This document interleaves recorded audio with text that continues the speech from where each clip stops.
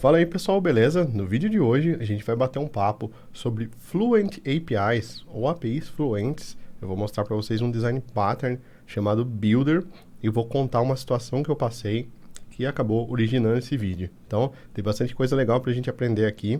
Fica ligado até o final. Eu sou o André Baltieri, o Balta, 9 vezes Microsoft MVP. Se está conhecendo meu canal por esse vídeo, não esquece de se inscrever, curtir e compartilhar, que isso ajuda muito o nosso trabalho mesmo. E agora bora lá, dar uma olhada nessas Fluent APIs aí.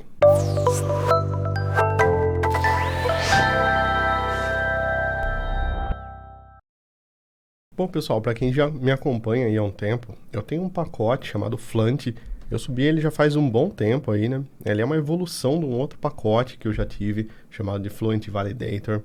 E ele é para trabalhar com notificações de domínio, não vou entrar em detalhes nesse vídeo, mas ele faz uso de um recurso muito interessante que eu tive que revisar algumas semanas atrás para um cliente e acabou originando até um artigo. Eu vou deixar o link aqui na descrição, ficou um artigo sobre Fluent APIs, que também vale muito a pena você dar uma lida, depois clica lá depois que você assistir esse vídeo.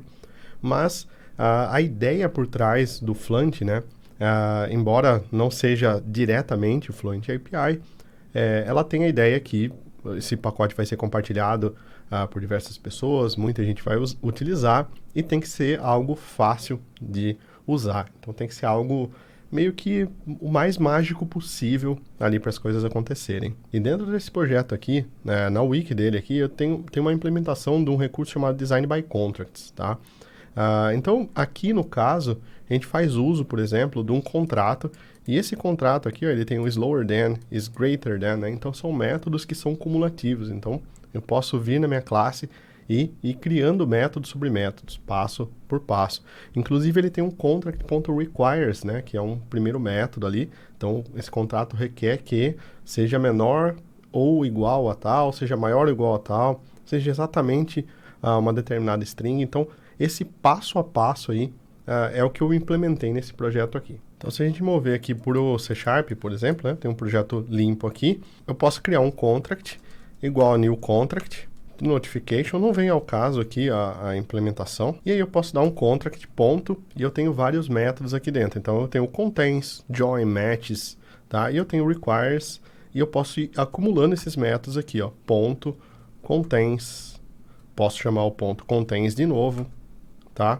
Posso chamar o ponto requires de novo também, mas posso chamar o slower than, posso chamar o is greater than, tá? Então eu consigo ir acumulando esses métodos, eu consigo ir colocando um passo a passo aqui. Eu estava conversando com um cliente há umas semanas atrás aqui, e surgiu a necessidade também de criar algo um pouco mais customizado do que isso. Na verdade não é o Fluent, era para um YAML, né, para um arquivo YAML, que é o exemplo que eu vou mostrar aqui. Porém, esse contrato, essa execução, ela tinha que ser feita exatamente na ordem correta. Então, por exemplo, eu não poderia, né, eu não posso chamar o requires depois do contains. Eu não posso chamar o slower than depois do is greater than, tá? Então, se eu tiver essa peculiaridade aqui, como fica essa situação, né? Então, quando a gente está escrevendo frameworks ou algum código que vai ser reutilizado por outras pessoas, quanto mais a gente conseguir bloquear, melhor. Então, para resolver esse problema, já existe um design pattern chamado de Builder, né? Que é esse que vocês estão vendo aqui na tela. Então, eu segui parte dele quando eu fiz a implementação do Fluent há um tempo atrás, mas daí a gente estava debatendo, colocando alguns assuntos em pauta, e eu comentei sobre o Design Pattern Builder, que é justamente para fazer isso, para construir objetos complexos em etapas. Então, você tem um objeto bem complexo para ser construído, você quer construir ele em diferentes etapas, o padrão que você vai utilizar é o Builder. Então, outro ponto legal dos Design Patterns é isso. Às vezes a gente usa até um Design Pattern, mas não sabe que está usando um Design Pattern. Então, é a melhor das situações, na verdade, né? Ele atendeu a necessidade, você nem sabia que existia, tá bom? Então, não é porque você viu o Builder aqui que você vai sair utilizando, mas esse é o Design Pattern que está por trás dessa implementação aqui, tá bem? Então, vamos lá. Para a gente começar aqui, vamos entender a demanda ou a necessidade que havia no momento, tá? Eu vou criar aqui um arquivo qualquer, tá? Um arquivo chamado workflow.yaml. Esse é um arquivo YAML ou YAML, né? E esse arquivo aqui, ó, ele é comum, por exemplo, para Docker, para GitHub Actions. É um arquivo, né, quase uma extensão aí de um JSON, só que não tem as as chaves, nada, você tem que usar uma indentação. E a motivação por trás desse código que eu escrevi foi para gerar esses arquivos YAML aqui, porque deixar isso aqui sendo gerado na mão pelo pessoal estava causando um certo desconforto. Às vezes, se você colocar um espaço só aqui, né, ao invés de 2 espaços, essa indentação vai quebrar. Tudo bem que tem IDEs que já corrigem isso, tá? Mas, no caso aí, quanto mais conseguir ser gerado pelo sistema, melhor. Então, esse arquivo aqui, tanto no Docker quanto no GitHub Actions, diversos lugares aí para quando a gente usa IAC, né, Infrastructure Code, a gente precisa desses arquivos, é um padrão, e eles têm normalmente uma ordem para ser executado ou para serem gerados, né? Então, aqui no caso, a gente tem o jobs, e dentro a gente tem o runs on, e a gente tem os steps. Então, eu tenho passo a passo aqui dos itens que são executados, né, nesse cenário aqui. Então, eu tenho que colocar exatamente na ordem. Então, eu tenho que colocar o nome do passo, o que ele usa, depois o nome do próximo passo, o que ele usa, e só por fim, né, só no final, eu posso gerar esse arquivo YAML aqui. Então, no caso, essa é uma necessidade específica do cliente, mas daí você pode dar asas para sua imaginação. A ideia por trás do padrão e da implementação é que é obrigado a seguir passo a passo. Então, para começar aqui, vamos criar uma classe chamada de GitHub Action Builder, tá? Então, o criador da ação aqui, o Action Builder, e é o GitHub Action, né? Vai trabalhar com GitHub Action. E aqui a gente já tem um construtor, né, dessa classe aqui. Então, a gente tem uma classe normal aqui, não precisa ser abstrata nem nada, e a gente tem um construtor privado aqui dentro, que é o que vai dar início a tudo. O motivo desse construtor aqui ser privado é porque não faz sentido eu instanciar essa classe externamente, tá? Eu vou sempre instanciar essa classe internamente, e a gente tem aqui alguns métodos. Então, eu vou criar um primeiro método aqui chamado de configure, por exemplo. Então, public, tá? A ideia aqui agora é seguir sempre com o static, porque a gente não precisa ter uma instância, né, dessa classe. Então, a gente tem o static GitHub Action Builder, que é a própria classe aqui. Então, a gente já está criando uma própria instância da classe. Eu vou mostrar para vocês já o uso do this aqui. Tá? E esse método, ele chama configure, não tem nenhum padrão. O que a gente faz nesse método aqui? Tá? A gente tem basicamente um factory aqui, a criação de um objeto. Então, a gente retorna aqui o próprio GitHub Action Builder. Eu sei que pode parecer estranho isso, mas esse aqui é um padrãozinho que vai ficar legal, ó, porque quando você vier aqui no código, você consegue fazer isso aqui. var workflow, qualquer nome que eu dei para a variável, é igual GitHub Action Builder.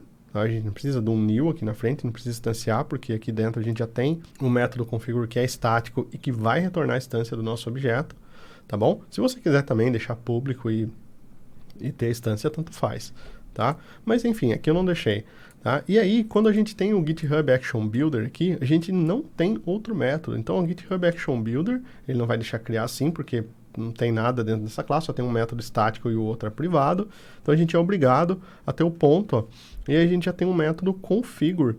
E esse método configure aqui, ele já retorna um próprio, né, objeto do tipo GitHub Action Builder, o que é muito legal. Então, o segredo aqui por trás dessa implementação, desse padrão, é você ir sempre retornando o próprio objeto. Então, você vai construindo ele aos poucos. Então, você inicializa ele com 0, né? Como a gente está falando, utilizando aqui no configure, por exemplo. Então, a gente criou um método, configure. Ele não faz nada, ele só retorna uma instância vazia desse GitHub Action Builder, tá? Porém, ele retorna a instância do Action Builder. E aí a gente vai compor nesse objeto passo a passo. Então ficou fácil aqui agora. Só criar mais métodos, né? Então criando mais um método aqui, ó, estático, mesmo padrão do anterior. With name, então a gente tem a configure, né? Configuração inicial com o nome. Então passo 1, passo 2, passo 3, passo 4. E vamos retornar aqui o GitHub Action Builder. Quase. Esse código aqui não vai funcionar. Tá? Como a gente tem as classes, os métodos estáticos aqui, o withName, por mais que a gente configure ele nesse formato, crie vários nomes aqui para ele, ele não vai permitir que a gente faça isso, ó, que a gente use o withName aqui. Tá vendo que ele nem reconheceu o withName? Ele vai permitir que a gente use ou o configure ou o withName. Então, ó, eu posso usar o withName, eu posso usar o configure, mas não posso usar um depois do outro, ó. Nem o withName aqui, nem se eu colocar o withName aqui, eu posso usar o ponto .configure depois, tá? Então, assim, seguindo esse padrão aqui não vai funcionar. Mas aí como que a gente resolve esse tipo de problema aqui no .NET, né? Como que a gente resolve esse tipo de implementação? criando interfaces. Tá? Eu estou criando tudo dentro do mesmo arquivo aqui, porque é só uma demo, mas você pode separar isso em arquivos diferentes.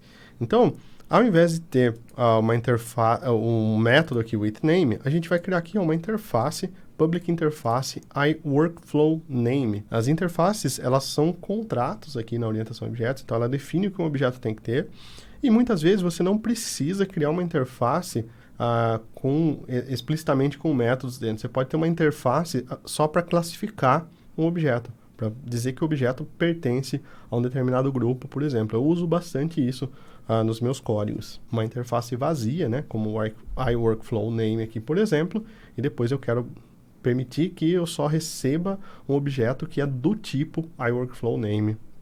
Numa determinada instância genérica, por exemplo. Eu uso bastante isso. Para a gente prosseguir aqui com o código, agora, a gente vai sempre criar interfaces. Então, ao invés de ter um método aqui direto chamado de withName, eu vou ter uma interface. Aqui, no caso, eu chamei ela de iWorkflow, né? E eu tenho o nome do workflow aqui dentro. E aqui eu tenho public iWorkflowName, que é a minha interface, né? Que é do tipo da minha interface. withName, eu aproveitei para colocar uma string aqui para receber o nome do workflow aqui, tá? Então a gente vai passar a retornar as interfaces aqui agora. E é aqui que a mágica acontece. Se eu vier aqui no meu GitHub Builder, implementar essas duas interfaces aqui, na verdade só tem uma para implementar, né? Ele só está com assinatura diferente, então aqui ele está retornando um static, o GitHub Action Builder withName, e aqui ele vai retornar o withName, mas com string. Então eu posso apagar esse aqui de cima, não quero mais utilizar ele.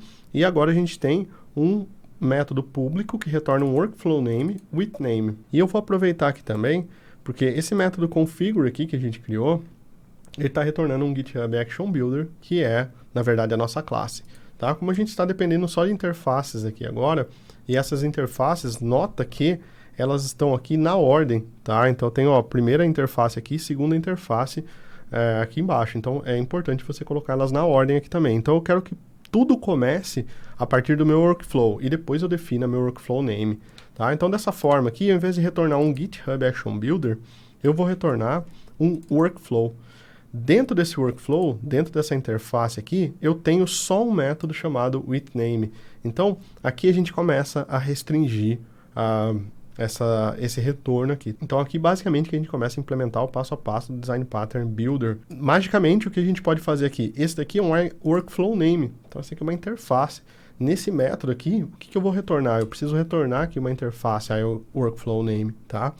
Como a nossa classe, ela implementa o iWorkflowName, eu posso simplesmente vir aqui e colocar o return this, tá? Então ele vai aceitar isso aqui. Posso converter isso aqui também para um expression body, para ficar um código melhorzinho, né? Esse aqui também, tá? Então, 2 expression bodies aqui, tá? Olha que legal que fica isso aqui agora, ó. Eu venho no GitHub Action aqui, e agora eu tenho, ó, o withName, tá? Eu tenho o método withName, e eu tenho o método configure aqui.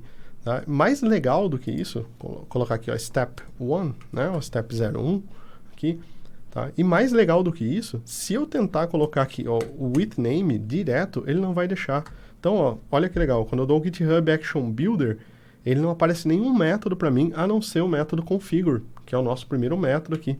Então, já consigo ter um passo a passo. Então, a primeira coisa que eu tenho que fazer nessa classe aqui, eu já sei. Eu sei que é o método configure, tá? Qual que é a segunda coisa que eu tenho que fazer aqui, ó? Chamar o withName, tá? Então, quando eu dou um ponto depois do configure, tá? Eu só tenho a opção do withName. Eu não tenho... Eu posso ter 200, 300 métodos dentro dessa classe. Ele só vai aparecer para mim o withName, porque ele está seguindo aquela ordem. É só o que aquela interface expõe. Ele só vai mostrar o que aquela interface expõe. Então, se essa interface aqui, tá, workflow, ela está expondo só o withName, ele vai aparecer só o withName lá, tá? Se eu colocar aqui outro método, tá, ele vai aparecer aqui para mim duas opções. Então, quando eu der o ponto, ele vai aparecer o withName e o outro método. E aí, obviamente, eu vou ser obrigado aqui na minha classe, ó, no GitHub Action Builder, tá, a implementar aquele método chamado de outro método que a gente nomeou ali, tá? E aí eu posso de novo fazer o return this, configurar o que eu preciso configurar, tá? E depois fazer o return this, tá bom? Então eu posso colocar aqui, ó, outro método, vou colocar aqui o nome, tá? Ou eu posso fazer aqui o withName e colocar o nome. Deixa eu apagar esse outro método aqui, foi só um exemplo, tá? Vou tirar ele daqui de baixo também, tá bom? Aí agora você já pegou o fio da meada aqui, é só ir criando os métodos que retorna. Então, se eu quiser retornar, por exemplo, dentro do withName, a possibilidade de chamar novamente um withName, eu posso vir aqui, criar um public iWorkflowName, tá? WithMoreName, tá? String name. E aí, dentro do withName, novamente eu tenho aqui, ó, o ponto withMoreNames, e assim por diante. A gente consegue ir estendendo isso, tá? Só para dar um exemplo para vocês, eu vou colar a classe aqui que eu peguei de exemplo, tá? Então, uma classe bem extensa aqui.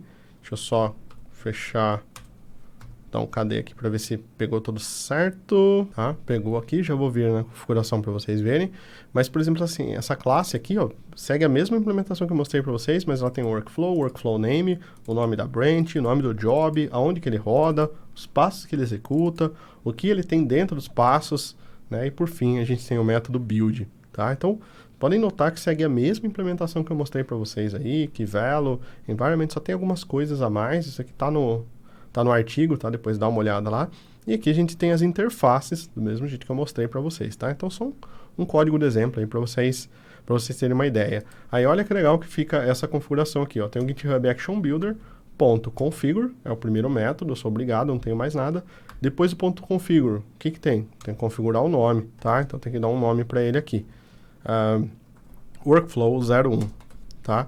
Depois do nome, eu tenho aqui na branch. Então, eu quero fazer só quando for na branch main, tá? Quando tiver um push para branch main aqui. Qual job que eu quero criar aqui, ó? Instalar.net, tá? Quero criar um job aqui, instalar.net. Ele vai rodar no Windows, tá? Colocar aqui, na verdade, Ubuntu Latest, por exemplo, tá? Ponto. Vou adicionar um passo aqui, ó, instalar.net, tá? .NET add package, tá? O nome do pacote, tá? A execução, .NET add package, deixa eu inverter aqui, instalar pacotes, ponto, tá? E aí eu posso ir adicionando, né? Como esse próprio método addStep, ele retorna ele mesmo, né? Então eu posso adicionando outros itens, né? Com, sei lá, .NET 5.0, tá? Ponto addStep, tá? Então, isso daqui é um processo infinito, eu posso adicionar quantos passos eu quiser na execução ali, e no final, quando eu der um ponto build, aí ele vai gerar o arquivo YAML, tá? Acho que a única coisa que faltou mostrar aqui é o addStep. Esse addStep, ele retorna um iStep, né? Então, ele retorna esse tipo iStep aqui, e a interface iStep, ele tem um método que retorna o step, que em inglês é passo, né? E tem o Step With, que você pode passar uma configuração, e assim por diante, né? Vocês já pegaram o fio da meada aí, dá para vocês darem asas à sua criatividade aí, e implementar isso no projeto de vocês. Perfeito, então, pessoal. Foi uma demo aqui, eu não sei se foi um código muito simples de entender, porque é um pouco complexo essa parte aqui, né? De APIs e de interfaces, de criar as coisas de uma maneira fluente, mas é um passo que eu acho que quem está criando um software para outra pessoa usar, ele simplifica muito o uso, né? Então, ele quase que trava a pessoa ali a fazer as coisas passo a passo. Então, esse é um design pattern bem interessante. Eu faço bastante uso disso aqui dentro do Balta, nas APIs do Balta, no Fluent, que eu mostrei para vocês, no Fluent Validator, eu também usava isso. Então, é um padrão legal aí que eu espero que vocês tenham gostado bastante do vídeo, tá bom? E agora, claro, é a hora de comentar aqui no vídeo, né? Deixa seu comentário aqui, diz se você gostou dessa implementação, se você acha que isso foi útil, se você já vê um cenário para isso no mundo real, aí, né? Vocês sempre me perguntam aí, né? E uma implementação de caso real, né? Um cenário de caso real. Então, eu deixo sempre para vocês comentarem aí, que vocês têm uma criatividade muito boa. Isso aqui dá para ser utilizado em N lugares, né? Então, é importante saber muitas coisas para ter sempre um leque de possibilidade muito grande para dar soluções aí, tá bom? Então, deixa seu comentário aí. Se você está aqui até agora, curte e compartilhe o vídeo para ajudar, tá? E aquele abraço e até o próximo vídeo.